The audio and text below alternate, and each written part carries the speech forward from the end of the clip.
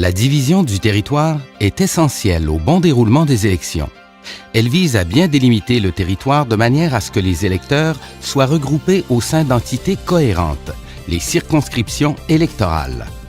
Au Québec, cette responsabilité est confiée à une institution neutre et indépendante, la Commission de la représentation électorale.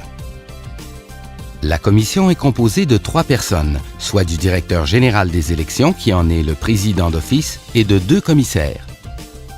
Le mode de nomination aux 2/3 des membres de l'Assemblée nationale assure sa position de neutralité, une prémisse essentielle à la recherche d'une représentation juste et équitable des électrices et des électeurs du Québec. Or, qui dit représentation dit aussi territoire et population. À ce titre, la révision de la carte électorale du Québec fait appel à de nombreux domaines d'études, dont la démographie, la géographie, la sociologie et la géomatique. Toutes les 2 élections générales, la Commission a le mandat de réviser la carte électorale, actuellement composée de 125 circonscriptions représentées par autant de députés à l'Assemblée nationale.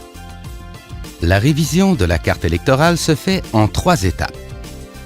Tout d'abord, une proposition préliminaire est rendue publique.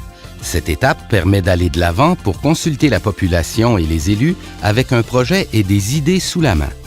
La proposition préliminaire doit également être soumise à la Commission de l'Assemblée nationale. Pour la 2e étape, la Commission de la représentation électorale élabore une seconde proposition de carte qui fait alors l'objet d'un débat auprès des députés. La dernière étape consiste à établir la délimitation finale des circonscriptions électorales du Québec. La Commission a aussi pour mandat de veiller au respect des règles quant à la révision de la carte électorale de quelques 250 municipalités et 69 commissions scolaires, afin de leur permettre la tenue légitime d'élections municipales et scolaires.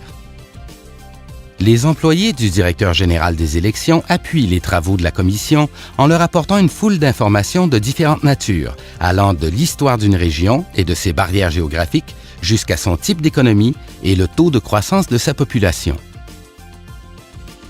La Commission de la représentation électorale. Une institution, un objectif, la représentation juste et équitable d'un Québec en constante évolution. La population bouge, la carte électorale change.